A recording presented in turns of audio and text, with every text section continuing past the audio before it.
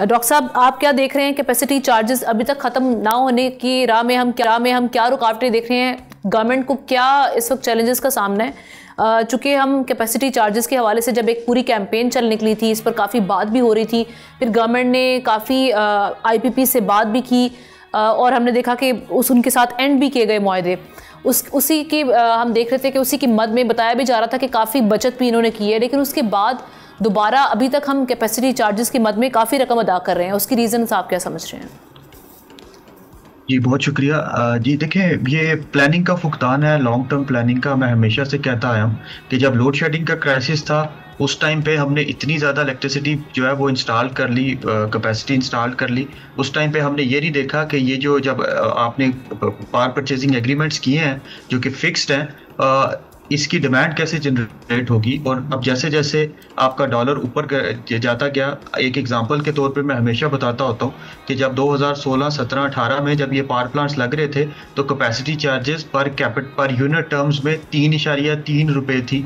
अब वो बढ़ के 12 रुपये, 13 रुपये पर यूनिट हो गई है। इसका मतलब यह है कि जैसे जैसे डॉलर की कीमत में इजाफा होता है वैसे वैसे आप जो है वो कैपेसिटी चार्जेस बढ़ाते जाते हैं। और दूसरी तरफ से इस कैपेसिटी चार्जेस में इजाफा तब होता है जब आप, क्योंकि ये फिक्स्ड है और आपकी इलेक्ट्रिसिटी डिमांड जब कम होती है तो भी पर कैपिटा टर्म्स में, पर यूनिट टर्म्स में कैपेसिटी चार्जेस जो है वो बढ़ते जाते हैं। सिर्फ आपको एक एग्जांपल अगर दूं, जो फिस्कल ईयर 2026 है, ये जो अभी आप साल गुजर रहा है, इसके लिए जो प्लानिंग की गई है इसमें आपके जो इंपोर्टेड कोल पावर प्लांट्स हैं उसका एक यूनिट आपको 61 रुपये का पड़ेगा इस साल के लिए। और इसमें सबसे बड़ी वजह कैपेसिटी चार्जेस की ही है।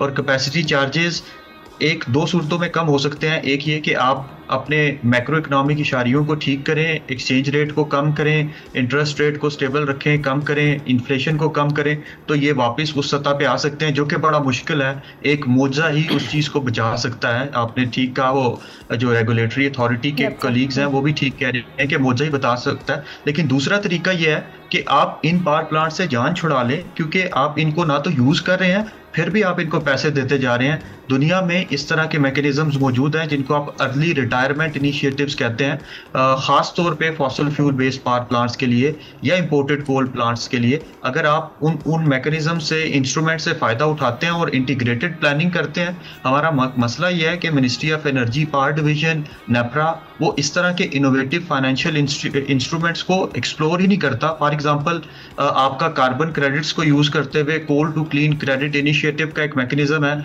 जिसमें अगर आप मुतय्यन उम्र से पहले इंपोर्टेड कोल प्लांट को रिटायर करते हैं या कोल प्लांट को रिटायर करते हैं तो जितने साल आपने एमिशंस नहीं की या कोयला फिजा में नहीं छोड़ा उसके आपको पैसे मिलते हैं कार्बन क्रेडिट्स की मद में। तो पाकिस्तान को इस तरह के इंस्ट्रूमेंट्स को जो है वो एक्सप्लोर करना है ताकि आप कैपेसिटी चार्जेस को नीचे लेके आ सकें।